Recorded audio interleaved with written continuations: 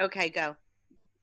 Okay, good evening, everybody. Welcome to Live from the Table, the Comedy Cellar podcast, the fading memory of a nightclub we once had that perhaps will reopen again someday.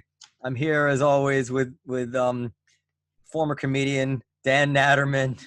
That's right. Well, I've done some shows on Zoom, so I'm not quite a former comedian, but it could go that way. Hopefully doing some sort of a job retraining program now. And Periel Aschenbrand, our producer, and our guest of honor, Jonathan V. Last. Periel left the V out of your introduction, but as I understand it, the V is always in there. Jonathan V. Last is the executive editor of the Bulwark, which is a never Trump conservative website, correct? Is that a fair way to describe it? Yeah, I mean, well, that's how we get described anyway, whether it's fair or not. So we might as well just roll with it, right? Well, that's as I hedged on it. I didn't want you to think it was pejorative, but that is the first thing that pops into my mind. So that's the way I put it. But you feel free to clarify. I didn't mean it as a slight at all. No, I'm like 4 sheets to the wind already. So I'm kidding. Oh, okay. Yeah. I want to be. Executive editor of the Bulwark and author of some books which no one needs to punish themselves while they're under house arrest. That's a terrible thing to say. His podcast is called The Sub Beacon, and he's a man who failed, rejected from 20 medical schools. Is that what you told me? 23. It's better that way because it's like 1/6 of all the medical schools in the continental U.S. You didn't want to go the Mexico or Nicaragua or Aruba route where people go overseas to study medicine? You know, it's you laugh about it, but actually my GPA and test scores were actually in the exact sweet spot for Grenada. And so as you know, my senior year of college, I'm getting rejection letter after rejection letter in my stupid little mailbox every day. I'm also getting with them brochures from the Grenada medical schools saying, "Come here, we'll take you." And it was. Where did you go undergrad? Johns Hopkins down in Baltimore. Okay, so let's just take a little detour here because this is interesting to me as a parent and as someone who was, Well, I know the answer to your question, Noam. What's the answer? Mental illness. No. What? So the question is, to what do you account? Well, what is the question? The question is, how did he go from Johns Hopkins to not being able to get into any medical school? No, that's not my question. My question is, how does one? Obviously, you went to a good undergraduate school, and then you kind of fucked off. I guess you never put together credentials that match what we presume is your intellect, considering what you've become since then. And I guess in a certain way, it's a cousin of being a late bloomer or something, correct? I mean, the way I like to think about it is that I think of it as a proof of concept for America's healthcare system, which is that we have a complex screening process put in place to keep people like me from becoming doctors. And that's, the truth is I'm not even bitter about it anymore. I'm happy to have much smarter people than I am, like make decisions that are life and death. And so I just sort of, I was at loose ends when I was 22 and I decided, well, I'll just go into journalism because there is no MCAT for journalism. They'll let anybody do this. They'll let anybody do it. You got into Hopkins. Why is it you didn't have the brain power to get decent grades and decent MCATs? Well, I mean, somebody got screwed up somewhere. Either I fooled the admissions people at Hopkins on the way in, or I mean, the truth is that, the people who become doctors, for the most part, insanely smart. And what I used to tell people was I was moving out of sort of science world into journalism world. I would tell people, look, I'm sure everybody who works at the Brookings Institution is very bright and everything, but the smartest guy at the best think tank in Washington, D.C. is not as smart as the guy who got in last to the worst medical school in America. You see, that's not how I perceive things. Really? I perceive the smartest people as mathematicians, astrophysicists, research scientists. I mean, who have computer scientists at a high level, whoever, is involved in inventing things like cellular technology or the internet. Doctors to me are I wouldn't say mid-level intellects, but I would say the average, I don't find overwhelmingly impressive compared to the professions I just named. Well, but compared to journalists? Oh, well, maybe compared to journalists. Yeah, you see what I'm saying. Okay, but you hobnob in the elite circles of. I mean, you have made a name. Look behind me. I'm Well, talking to you from a closet. but no, you're being humble because the people that like you work with Bill Crystal, who love him or hate him, is obviously an extremely bright man who can Super smart. quote Shakespeare and you know, just the amount of quotes that he has in his articles and stuff. I'm like, where does he get these from? Like is he really pulling them up out of his head, which is a talent all in itself? So you're not a mid-level journalist working at, you know, the Reporter Dispatch. You're working with the top of the top. You're working with the intellectuals. You're not working with the journalists. So yeah, we just fast forwarded through a whole decade of my therapy right here on the show. It's great. No, I believe me, I am now very proud of where I am with myself, and I do. You know, I've come to terms. I feel like I've made it. I got to, you know, pick up papers for David Brooks once upon a time, and Tucker Carlson and I are, but like I may not be at the top of the profession, but like I'm friends with all the people who are. And now Tucker Carlson is an interesting story. This is really, believe me, really wanted to talk to you about the COVID stuff, but I'm really taken with you, and this is so interesting to me. So Tucker Carlson was a major writer for the Weekly Standard, which you wrote for. One of the best writers of his generation in journalism, I think. Like sort of, I think of the people in our business basically by class, you know, like a little 5 or 10 year tranches. And I think Tucker was either the best or like top 2, top 3 at writing. I've actually never forgiven him for going whole hog into television because I miss reading his stuff so much. Well, someone else told me recently that he has a book out, that his book was excellently written. Someone who doesn't necessarily agree with him just commented on the quality of his writing. But now he's, and I suppose you guys were friendly at the time, correct? I mean, still are. Love him. And he's gone full blown pro-Trump, almost in a way. Although I agree with him on a lot of things, almost, I was watching him the other night and I said, well, this man is almost dangerous here because he's so influential and he's speaking with such authority about issues that he should be speaking with more humility about. And people are following him and almost sowing the seeds of civil disobedience now. And he's a big part of that. Does that worry you? So I don't watch his show. Which isn't that I don't watch any cable news. I abhor cable news. I won't even go on cable news anymore. Like I decided like 5 or 6 years ago, like I'm out. Like this whole thing is bad. TV corrupts everything it touches.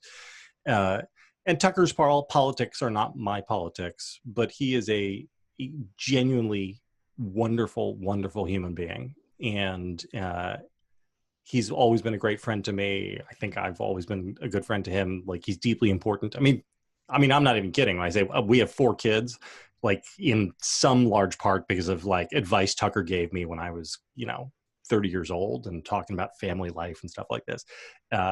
So I don't know. I mean, there are a lot of people who complain about Tucker, but I'm not ever going to be one of them because he's my boy. I won't put you on the spot. It is the other side of what you're saying that I like, and actually, to be honest, I don't get that feeling a lot of the times from the Bulwark, is a kind of warmth towards people you disagree with, and I guess the idea that someone you disagree with could actually be anything other than stupid. That one of the things that I've been disappointed with, not from you really, but from just the tenor of the Bulwark and Crystal's tweets often, is how I like sometimes if I don't agree with them, I must be a total idiot. I must be the stupidest guy in the world for me not to think that what's the most recent thing, like the Flynn stuff.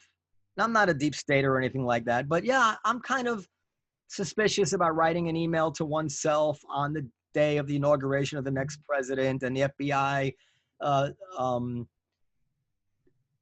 monitoring the phone calls of the incoming defense secretary and never telling or national security advisor and never telling the incoming president they thought that something was up. You know what I'm getting at, right? But if you read like the articles that are coming out in the Bulwark now, it's like, this is the dumbest thing ever. And only a crazy conspiracy theorist like Tucker Carlson, who's way into this, would ever even pause here to wonder, did something go on here that maybe shouldn't have? I don't know if you have any comments on all that. Not really. I mean, I think our stuff speaks for itself. You don't like it, you don't like it. Well, what do you think about this Flynn thing then? So my life is busy enough that there are whole classes of stories that I simply happen and I never even look at them, because I know that in order to understand anything about them, you have to pour hours and hours and hours into like reading, reporting, et cetera, et cetera. Funnily enough, like the Obamacare passage back in, what was that, 2009 was one of the, like, I never read a thing about the ACA outside of what was in the New York Times because it was too complicated, and I was never going to get a competitive advantage to be able to write anything on that topic myself. And so I just beavered away at the stuff I was writing about. Flynn is one of those things as well. The Flynn story will be absolutely totally forgotten like 9 days from now. To get into the weeds and fighting about something that is at best a sideshow, I just have no interest in it. There are plenty of people who do have interest in it, and God bless them. I'm much more interested right now in like following the epidemiology of the COVID stuff, so which is where I pour my resources into as a writer. And so let's go to COVID. I will just say this. I kind of agree with you. For a long time, people were coming about this Flynn story, and I'm like, I don't know. I'm just not that interested in it. It was only after I saw that it was becoming something that people were bludgeoned with that I began to say, well, I looked into it a little bit, and I'm like, well, this seems like there could be something here. Just to be very quick, just so you know, I just feel like. Is he your brother? Have I stumbled into like, actually, he's my brother, and you guys have totally fucked him on this? Just so you know, because I want to put in your head that where I'm coming from on that. So just so you kind of size me up, I think that the truth of that whole matter was that they were scared shitless that Trump was compromised, and everything they did was in a kind of a patriotic panic to try to get to the bottom of it as quickly as they could. I don't believe any of that deep state stuff. I don't believe it was political, because it was political. They could have leaked all sorts of stuff prior, and Comey would have never reopened the Hillary case if he was trying to make sure that she won. So I think that explains it all. But I think the rule book just wasn't sufficient to deal with the threat that they were facing, which was catastrophic if it was true. And I'm sure they did probably bend some rules. And also, this is the type of thing that I think precisely 0 votes will be determined in November based on the Flynn stuff.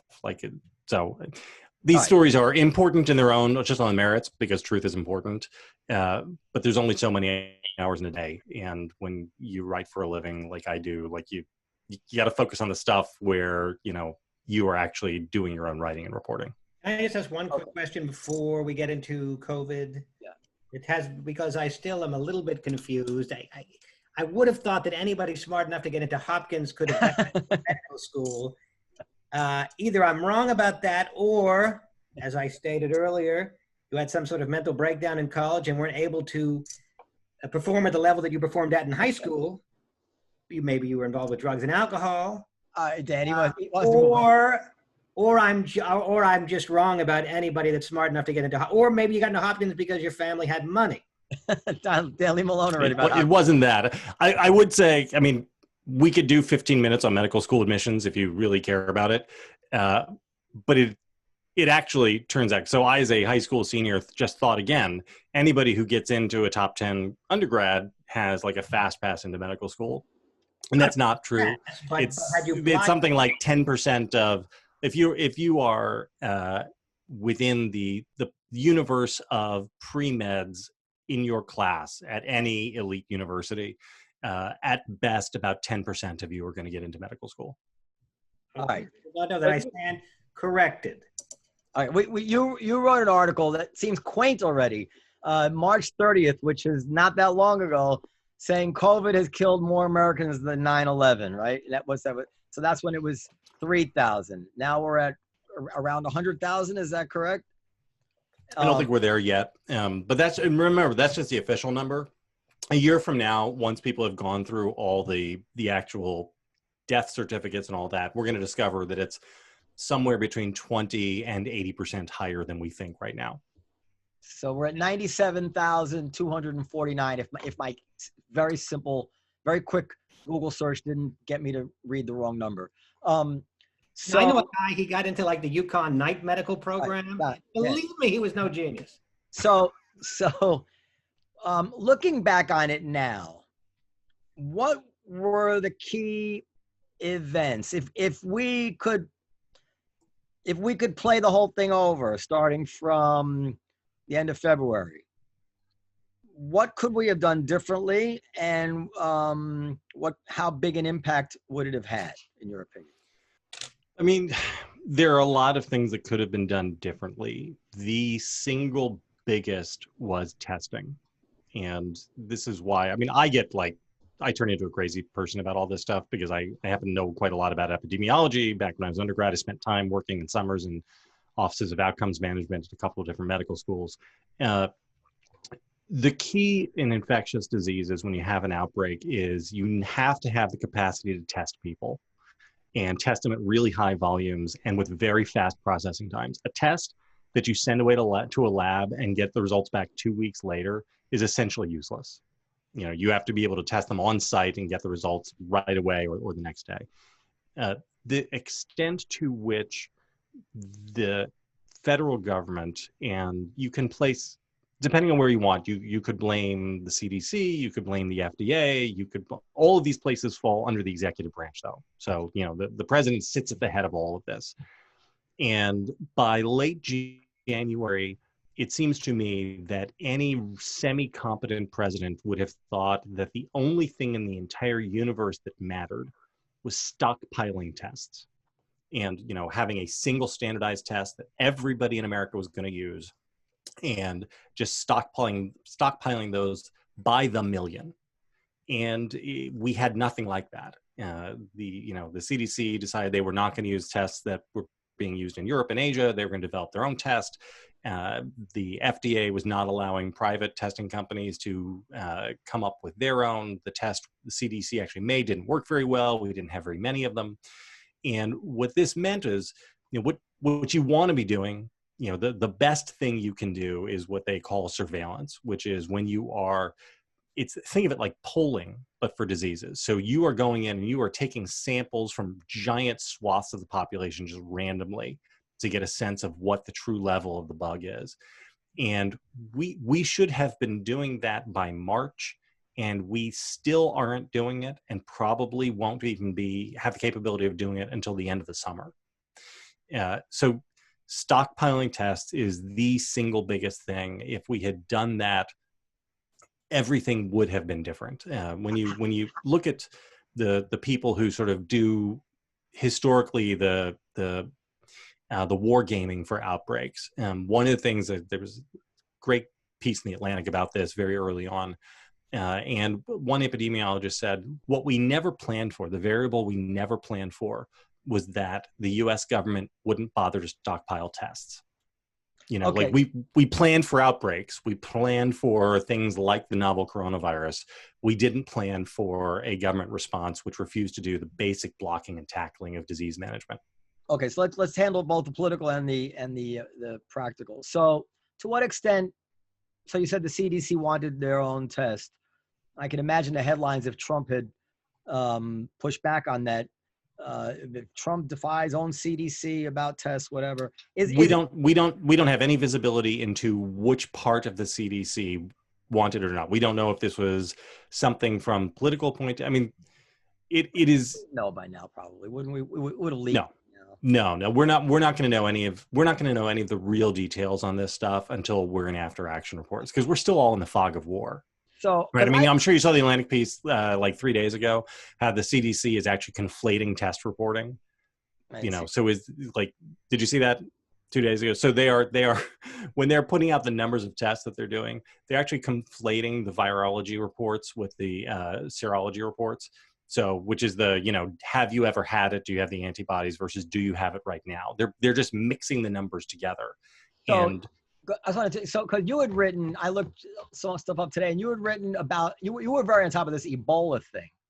Yes. And you had I'm a total nerd for infectious diseases because, again, my major is molecular biology. Like I actually know something about this stuff that most journalists don't. So you had written a scathing article about the CDC and the WHO and how incompetent they were when it came to the response to Ebola. Yes. And like my gut is not that Obama was responsible for that, or it's hard for me to understand. I compared it at one time. I don't know if it was not fair or not. It's like blaming Reagan for the Challenger disaster. I mean, at the point where something is handled by NASA, we really don't think the president is going to be looking over the shoulders and second guessing the recommendations of the smartest people in the world, as you say, doctors are. So something really went wrong. I find it hard to believe that this was a presidential blunder. But maybe I'm wrong. I just find it hard to believe that. If the president wasn't sitting on top of this as the most important thing and the thing that he was riding people's asses on from the sun up in the morning to sundown in the night, then that itself is a gigantic failure. Okay, so now we are, of course, Japan did almost no testing, and they have one of the lowest levels. Countries like, I'm looking at the list that are higher than us: Belgium, France, Sweden, Netherlands, Ireland, Switzerland is neck and neck with us. These are all pretty competent states, right? What I'm getting at is that I don't see the relationship between the countries that tested and the outcomes. And I also hear now that we're having trouble getting people to even take the tests. We have more tests. Cuomo was, I think today, saying that we have more capacity than we're able to get people to come and take the tests. So how confident are you that these tests could have actually... So the key is you need to know early, right? I mean, the whole ball game is you have to get ahead of the virus, because once the virus becomes enmeshed in the population, it is impossible to stamp it out. Then it becomes like the flu, right? It's just a thing that moves around. And what you hope for is to wind up being able to manage it. You guys still there? Yeah, I'm here. Yeah. So you need to be able to test at a large scale early. And if you look at where we were relative to just about every other industrialized country for the first 12 weeks of the outbreak, we lagged way behind. We're doing about 400,000 tests a day now, which is good. The people who I trust on this seem to think that we need the capacity to do about 1 million, but we're actually moving in the right direction now. No, but I say the capacity is ramping back up. We lagged way behind, yet in the end, our results just don't seem to be that different. And then, of course, at the same time, you have to subtract from these stats, or maybe you have to subtract from these stats, the deaths which have been attributed to other mistakes. Like the New York Times has blamed Governor Cuomo for, 50 to 80% of the deaths could have been avoided by shutting down a week earlier. So you could have potentially had 50 to 80% of the New York and New Jersey, and don't forget that fueled the rest of the country too, avoided, which would have had America way outperforming other Western countries without having ever ramped up with tests, Well, but so one of the reasons people were reluctant to shut down earlier was because they didn't understand the full extent to which the virus had infiltrated the population, right? If you had tried to shut everything down 2 weeks ahead of when we did, imagine the crazy outcry, right? How can you do this? People were still fighting when we did it. So the thing with, if you shut down the country on January 29th, right, it would have done nothing. It was too early, right? You're shutting them down because the virus hasn't even gotten here yet. And all you do then is start the economic collapse and everybody gets strung out. And by the time the virus gets here, people want a jailbreak. The whole point is you have to time them at the right time. And the testing is what gives you the visibility on how to time it effectively. But New York was late shutting down. We had hundreds of deaths already.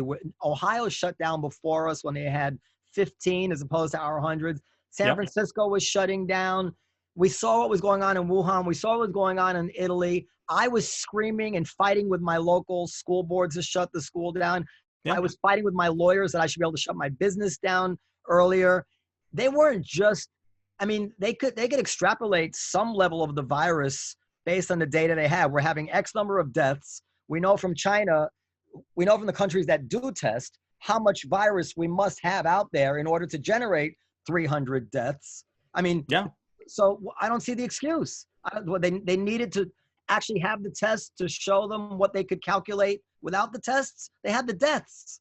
The deaths. I mean, I could do the algebra. I could take the CFR of other countries where they had Korea or whatever it is, and I could have told you basically how many cases there must be in New York right now in order to have this number of deaths. And still they didn't shut down. And then still they dumped everybody into the nursing homes. I don't know. What am I missing? I mean, I've been fighting this battle for a long time. Things are coming around to my way of thinking a little bit. I've been railing against the governor since nobody was railing against the governor. Periel and Dan will tell you. I mean, I couldn't believe it that they weren't shutting down. Yasha Mounk, you saw Yasha Mounk's article in the Atlantic where he was saying, cancel everything now. He kind of had a hashtag. Yep. I was very persuaded by those articles. I sent them to my local school superintendent, and he looked at me like I was a crank. You know. Well, I mean, you had the president of the United States who was basically cheerleading half the country into believing it was all a hoax at the same time. Well, yeah. Well, I don't know if he said. I mean, well, yeah. No, I don't think he said it was a hoax. I think he said that I think it's going to go with there are 15 people dead. It's going to go down to 0. And come April, it'll disappear like a miracle. Yes, he cheerleaded, Cuomo cheerleaded, de Blasio cheerleaded. At some point. Great, let's not vote for any of them. No, but this is the thing. This is the key point. And Fauci was making positive comments. And there was a good period of time let's vote against all of them. But this is my point. There came a date around March 7th, somewhere around them, it's off the top of my head, where that didn't fly anymore. We knew better. There came a date when I'm sure it was apparent to you, and it was apparent to me, and it was apparent to the governor of Ohio, and it was apparent to London Breed in San Francisco, that whatever people have been saying before, no, this is real, and it's serious. And then about 10 or 14 days passed before New York reacted to it. And the reasons we were given for not reacting, where are these kids going to get their lunches, all kinds of preposterous things. And I don't know, I just the whole thing, as a New Yorker, I'm very, very resentful. I don't want to let the president off the hook in the slightest. I'm very, very resentful of the president for sowing civil disobedience right now. I mean, I think it's just outrageous that he's pretending to back up what his medical policy is while tweeting out free Michigan, this kind of thing. That's just abhorrent as far as I'm concerned. But I also don't want to blame him for all the deaths in New York when in real time I was trying to get the guy who was responsible for making the decisions in New York to act, and I was called a fearmonger. So would you want to write a piece for me about de Blasio? Because I've actually been I've been looking around to try to find somebody who is deep in the weeds on this stuff in New York City to write about what de Blasio did. No, this could be a big chance. If you could promise me that the health department will not put a proctological exam into my kitchen after I write that article, I'll write it. But I can't promise you that. But I'm 100% serious though, because de Blasio is a has there been? I'm from New Jersey, and so I officially hate New York. I read you were born in Camden, of all places. Hey, yeah. you with a hate New York. Who the hell's born in Camden nowadays? This guy. Are you in Jersey right now? No, I'm in North Carolina right now. I've been wow. in the diaspora from Jersey for forever. I miss it so much. Every time we go back to Jersey to see my wife's parents, I think, I can't wait to move back here someday. God, I love Jersey so much. By the way, the guy behind me is a lead singer of the band Snow Patrol. I thought he looked a bit like you, so I put his picture up. Particularly good resolution, but you can research afterwards. Anyway, getting back. Dr. Last. I'll call you that just no, this could be like a dream. I'll just close my eyes and luxuriate in Finish it. about de Blasio. You said But no one's looking for money because his comedy club is, what it is. He was in the middle of a thought about de Blasio. Go ahead. You were going to write an article. No. What I was going to ask you is, has there been a worse mayor in your lifetimes? Is he worse than Dinkins? Yes. Beryl doesn't even think. She's like, yeah. Yeah. I mean, I'm a born and bred lifelong New Yorker, and I fancy myself quite left of most. I'm not informed enough on these things to go as far as to say who's the worst. I know that everybody thought Dinkins sucked. They probably did in that case. I just go by what people say. It's a tough comparison because, in my opinion, because prior to de Blasio, we had 20 years of excellent governance in New York. And the wheels don't come off the wagon so quickly. So New York had a lot of inertia and kind of has been thriving throughout de Blasio without any real noticeable, like if I didn't know who the mayor was, I couldn't really go outside New York City and say, look how things have changed since de Blasio is mayor. But I can't. Squeegee man. Don't a little bit coming back, but I can't remember anybody as dumb as de Blasio, and it's so embarrassing. But Dinkins, he presided over Crown Heights and just kind of the poor guy. The crack epidemic was blowing up at the time he was mayor.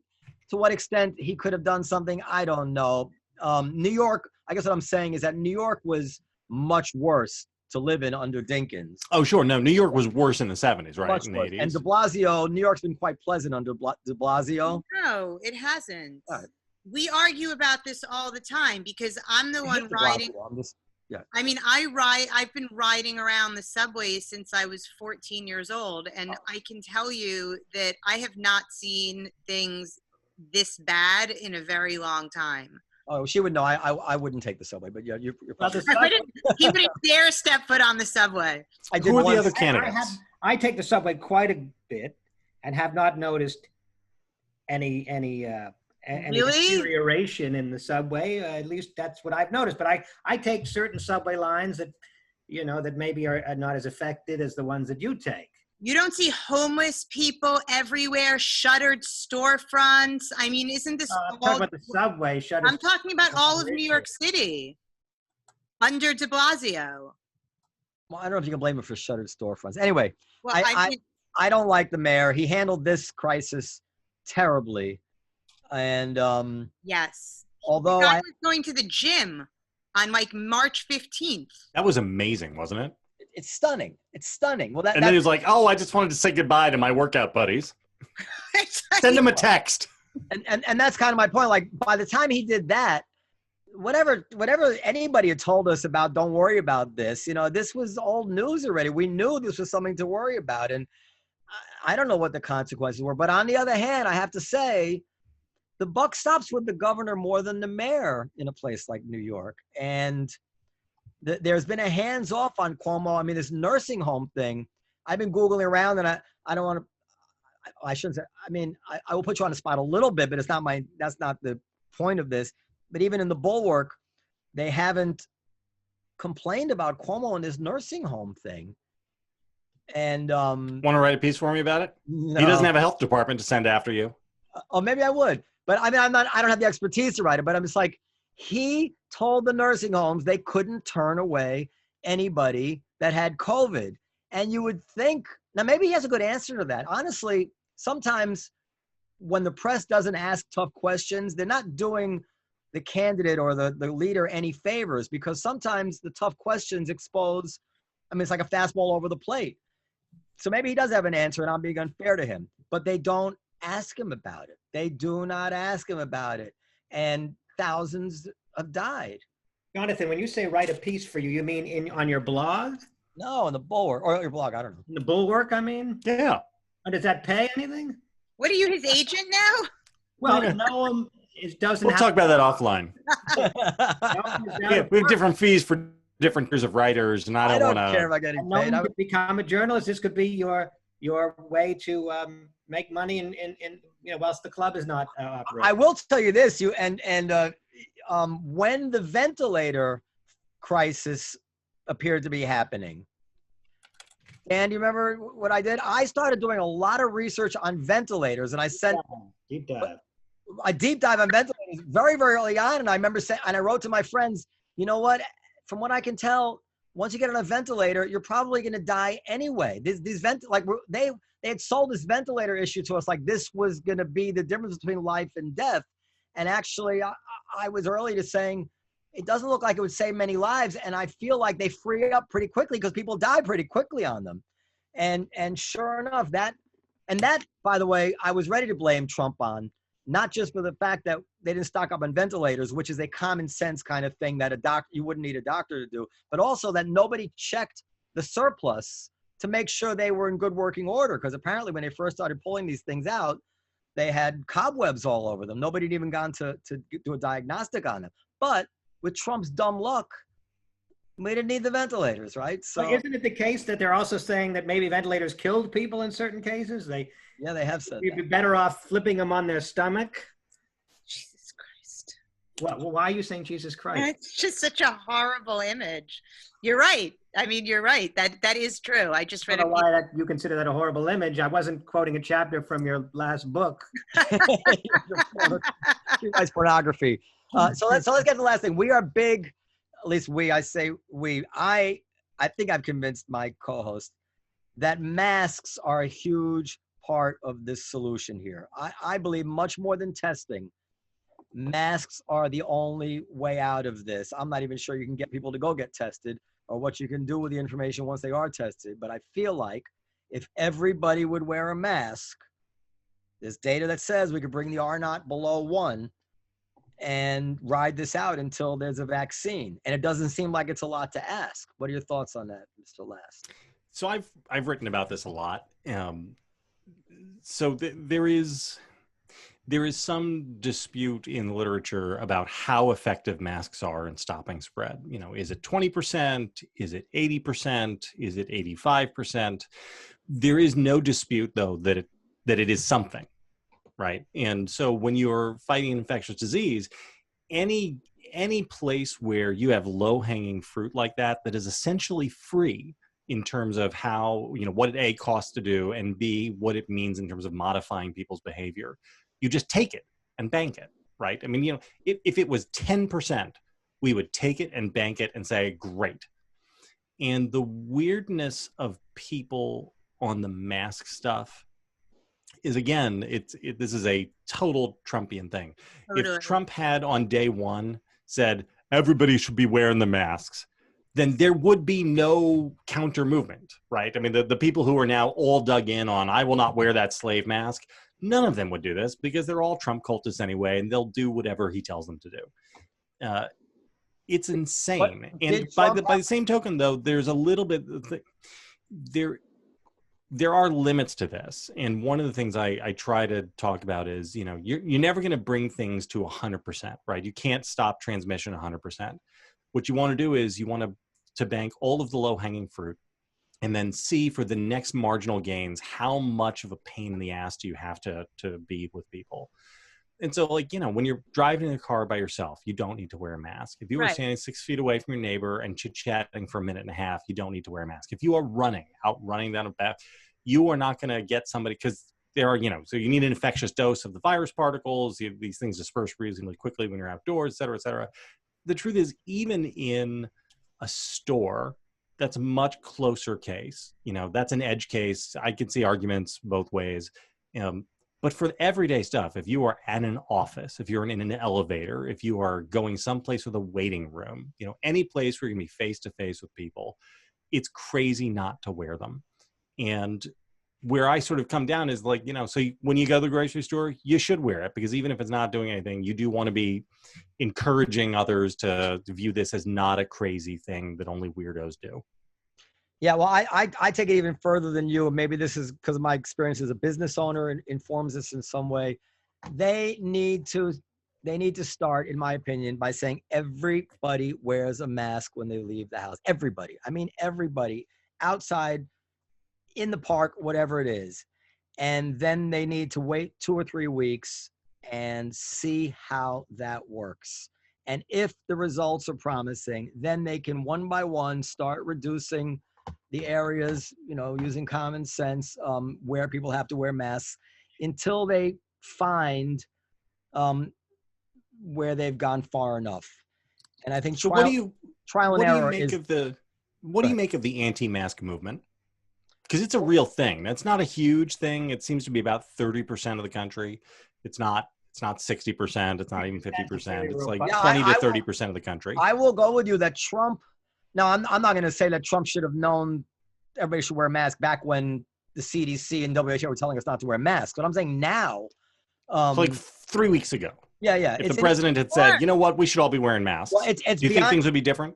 I think it would be different. I think he's feeding into I'm going to go back to that in a second, but I also think it's not just masks. He's feeding into a general anti-establishment vibe on just rejecting anything anybody tells us if it's cautious and conservative.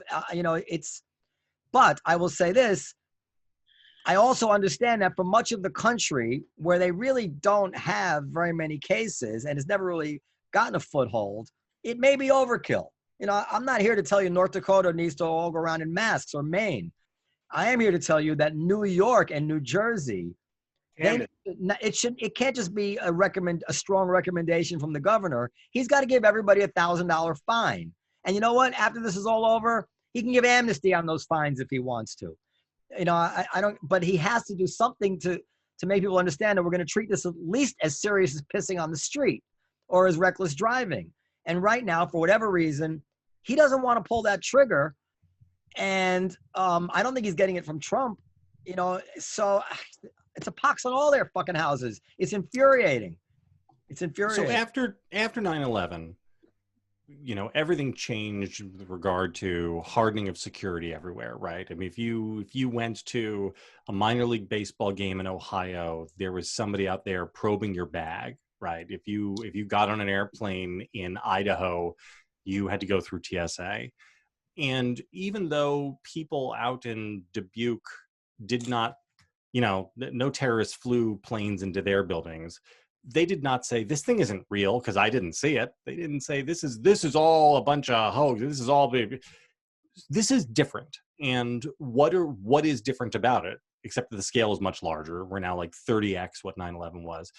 And the difference is in part presidential leadership. So I am not a big George W. Bush fan. I did not care for him all that much, either as a human being or as a president. However, the manner in which he handled the head of state duties in and around 9/11, where he did not try to turn the country against one another, he did not try to sow discord, wound up being very, very important. So we had a small surge in anti-Muslim crimes in like the first 8 weeks after 9/11, but it was very small, much, much smaller than people feared it would be. And then that fell off very quickly. And I think you have to credit the way Bush handled himself in the immediate weeks after 9/11. This stuff matters, and you can hang a price tag on it. And it's the type of stuff, honestly, that just about everybody who has ever been president before would have done right. Yeah. Jimmy Carter would have gotten this stuff right. Yep. It is not special. This is the blocking and tackling of being a professional politician, is understanding how to soothe in these moments and whatnot. Well, I agree with you 100%. I even said, Trump, he always wants a foil, and he felt he needed a foil here. But I think politically, this was the biggest opportunity he's ever had in his life. If he had just mellowed a little bit and been a little Carter-esque or Bush-esque. This first time I've ever seen a crisis where people didn't rally around the president. If he had just been a little soothing, he would have gotten a 7 or 8 point jump in the polls and he'd be sailing to re-election. Nobody blames him for the virus. And I think that the claims that he was responsible, that his early mistakes actually mattered so much, I think I'm not saying they didn't matter at all, but they seem less compelling now in retrospect than they did at the time, given the fact that the absence of Trump doesn't seem to have helped our European allies. Jonathan, when you hear the word Carter-esque, does it remind you of your home state? I'm thinking of Carteret. Oh, Carteret. Yeah, that's in North Carolina. We have a Carteret, North Carolina. Is there a Carteret, Jersey? Carteret, New Jersey. Of course there is. Where? Is that in the Pine Barrens? Carteret, New Jersey is a borough in Middlesex County, New Jersey. Population 22,844. I don't think I've been all over New Jersey, and I've never been to Carteret. Okay. Well. Yeah, I think Trump is going to be much more responsible for the stuff we're talking about now than he is for the CDC tests. But history will will be the judge. That's my take, and I'm with you. And yet, I wish that our governor would do the same thing. You would think it'd be even easier for him since Trump is playing games about masks. You have liberal New Yorkers who reflexively want to do anything the opposite of what Trump says. You'd think they would embrace masks just because the president is not. So what is mask usage like up there right now? So I'm in North Carolina right now, and I would say when I go out of the house, maybe 10% of the people are wearing masks. Like the good old boys down here are full on like MAGA on this stuff. In Northern Virginia, and I'm not right outside of the Beltway, but I'm 20 miles outside the Beltway. There are only a couple. If you go to like the Home Depot, nobody's wearing masks. Every place else you go, people are wearing masks. So it is a very gendered sort of, if you are with working blue collar white guys, then they aren't wearing masks and everybody else is. What is it like up in the tri-state area? Well, Noam doesn't leave the house very often. He's in the suburbs.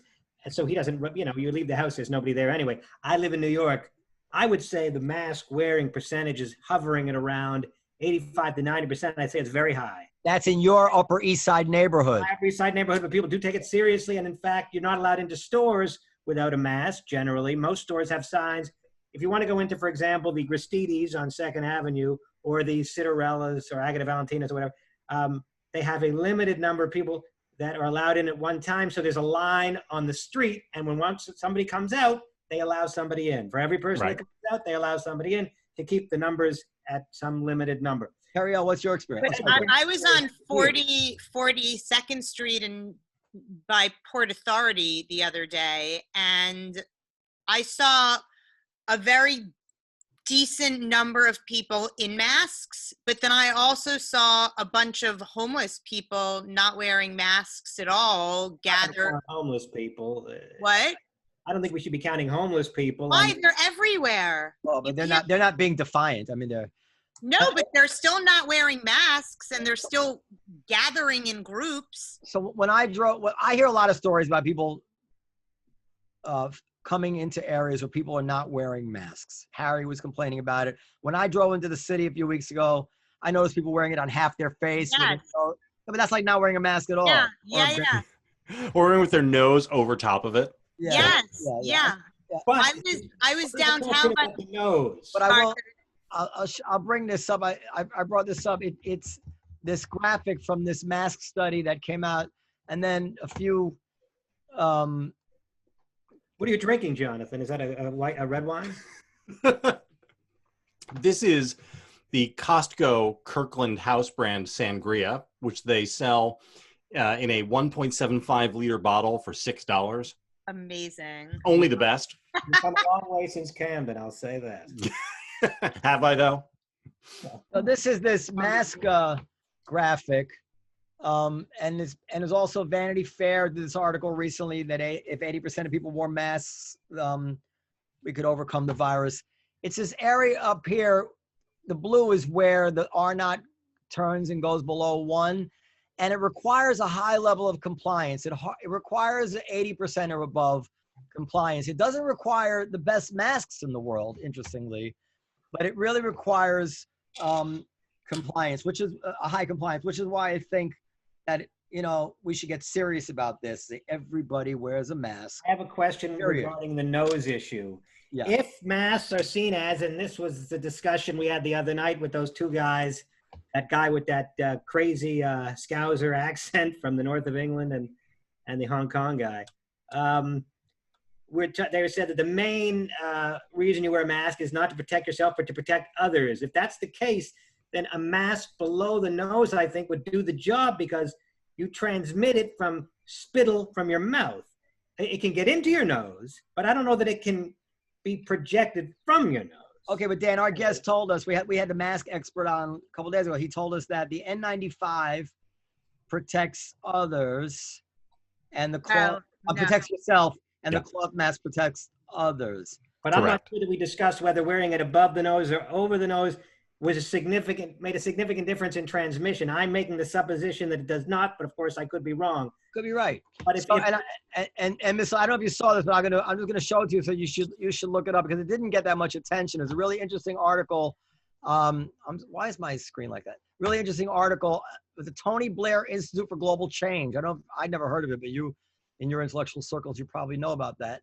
The importance of masks and exiting the lockdown. And this is a very, very, very long article with a lot of data concluding that masks could get us out of this. So, Liz, I wrote a piece about this a couple weeks ago. There's this weird thing that you would think that the people who want to exit the lockdown as soon as possible would also be the people who wanted to wear masks. And it's not really the way it works. The people who don't want to wear masks all want to exit the lockdown right away. And it's this weird, illogical thing, which tells me that for some percentage of the population, again, maybe it's 15, maybe it's 30, it's probably not more than 30, they are into this for something else. There is some tribal signaling or some emotional payoff that is really divorced from any actual policy questions about it. I find that pretty worrisome all on its own. I mean, I would be happy to believe that 5% of the country is always crazy, and but this seems to be much more than 5%. A lot of Americans, I think, see themselves as Minutemen and as don't tread on me. They think of themselves as from that era where everybody had a gun, and it was all about personal freedom and the frontier spirit, and they don't want to let it go, and those. I mean, I have admiration for those guys, but that was a different time, and we're not living in those times. But I think people, they cling to that mythology of the frontier spirit and the Boston Tea Party crew. Well, I wish that Trump would stop with his crap, and I also wish that the press would just take it down a notch too, and not jump on every single thing to get him all riled up and his base all riled up. But I know that's about the dumbest thing I ever said, because I try to. Somebody wrote on my Facebook wall, what do you think George Washington would say if he came back today? And everybody, and most of the people, and she was a Trump supporter, and most of the people on the wall were like, he'd be disgusted. He'd think we were cowards.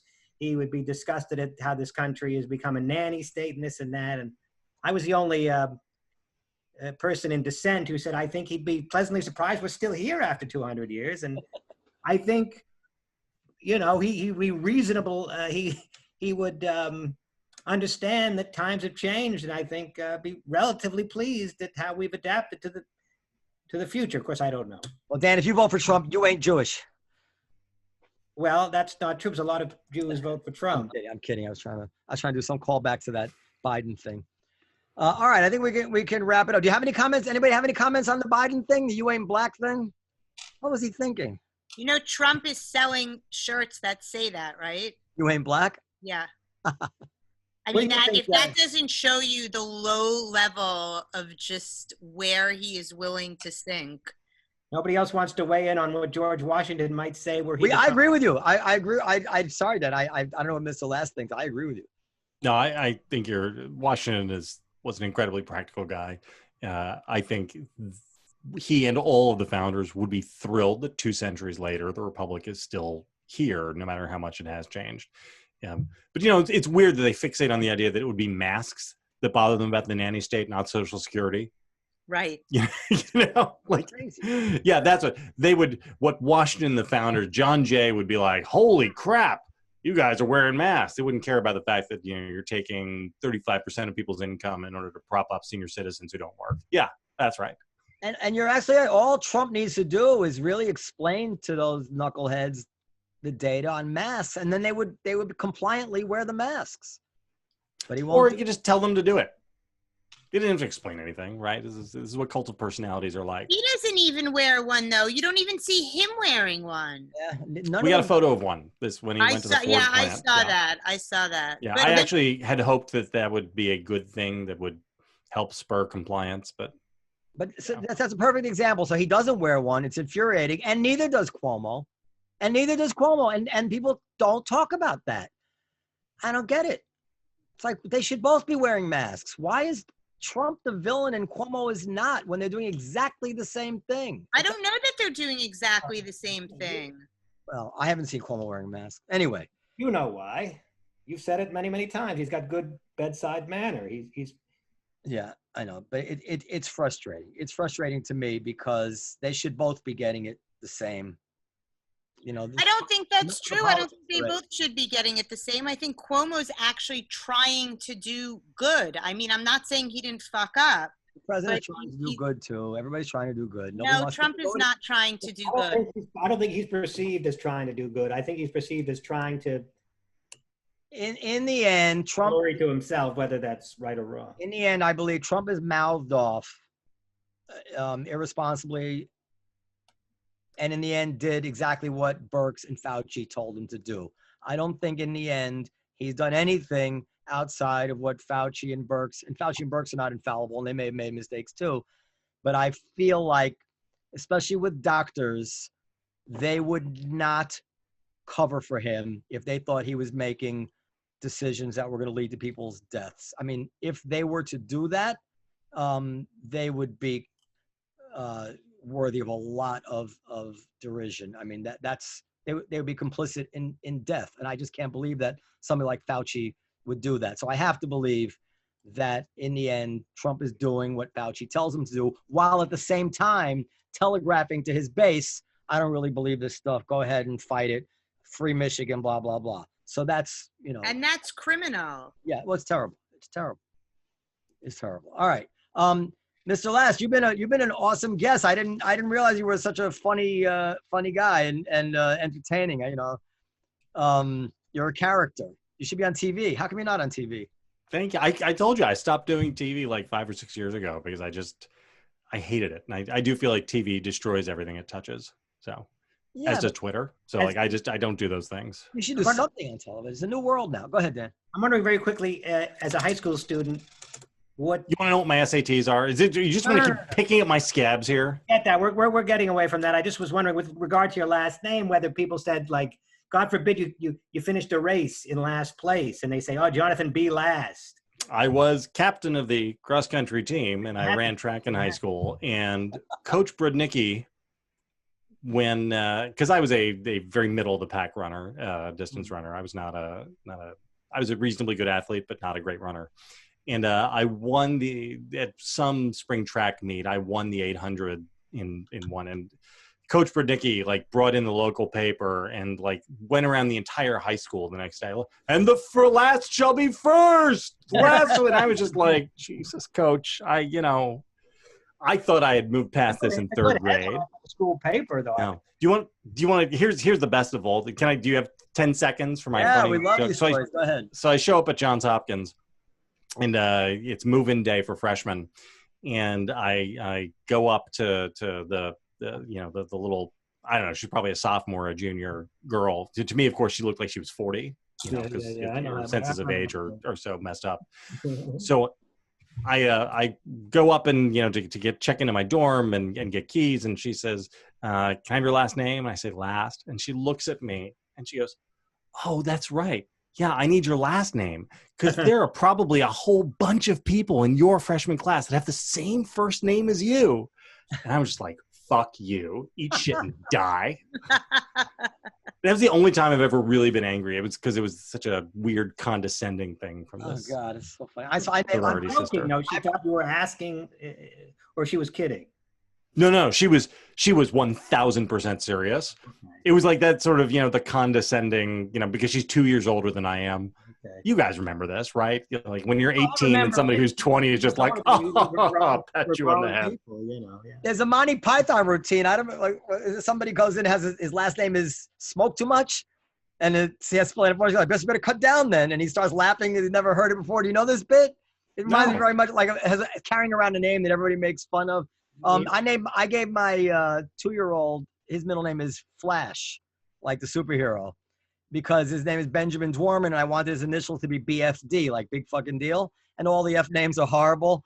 But then after I said, oh my God, what if he's really slow? And it becomes like a sarcastic way to address him. Good going, Flash. But he seems pretty. Are you kidding? So I desperately wanted to name my oldest kid Flash. Oh, look at that. And I was not allowed to do that, and so it has become his nickname. And whenever when I hate people who talk about their kids by name on their pod. So I have like little code names that I use for my kids when I'm on my various shows, and he is always referred to as Flash, and the kids on his baseball team call him Flash, and he carries it around. And I just think to myself, man, could have been real, could have been on the driver's license. Dude, what kind of coincidence is that? That's Because let me tell you, Flash Last is a professional baseball player. Oh, Flash. That is not a Major League Baseball name. I don't know what is. It's like Tyson Fury in terms of just the greatest name for that profession. Right? Flash Last. Usain Bolt. How's that for a name? Exactly. All right. Well, it's been a pleasure. Maybe if you had a good experience, you'll come on again when something else is hot and happening in the world. Yeah, well, I mean, the next global pandemic, I'm here for you. I'm sure you make it up to New York now and again in your field. So I'm Noam, I will extend to you on Noam's behalf an invitation to come to the comedy club. If we ever open again. I would love to. Didn't you guys host the commentary live show? Yeah, we do that from time to time. Yeah, we've done a few of them, I think. Yeah. I very nearly came to the last one. And so the next time they do one, I will drag my ass up to New York City to come see it. And I'll introduce myself and say hi. I'm a big fan of Noah Rothman, both his writing and personally. I really like that guy. He's the best. God, I love him so much. You guys really need to get together and have dinner. Yeah, no, John is one of my oldest friends in the world. And John Podhoretz. Yeah, and I love Noah a ton, and he just hired Christine Rosen, who's an old friend of mine. And I mean, Abe is like the Jewish Dos Equis guy. So yeah, love commentary. Best magazine in America. Okay. Well, so you read Norman Podhoretz's heartfelt embrace of Trump. Have you ever read that? Yeah. Yep. Pretty interesting. All right. Listen, it's really been a pleasure, and I hope you come again. Periel, you have his email address. I want to send him all my mask articles in case he missed any of them. You're going to be on the mailing list for a lot of things, Jonathan. I can't wait. It's at what's your Twitter handle? At VLast or at JVLast? I don't do Twitter. So this is literally true. Twitter is even worse than TV. Twitter is bad for your soul. And so I left Twitter a couple of years ago, and I just gave my login credentials to like half a dozen people, and I said, just use this as like it's like the classified ads in the back of the paper or something. Put whatever you want out there on it. And that's very dangerous. I've never looked back. It's great. If you guys want access to my Twitter handle, I'm happy to give it to you. You can dead drop. All right. You can find us on Instagram. You just Google us. Periel, you want to give any other information, or can we go? Live from the Table on Instagram, and you can email us at podcast@comedyseller.com. All right, everybody. Good night. Thank you. Good night. Be safe, everybody. Thank you, Jonathan. Thanks, guys.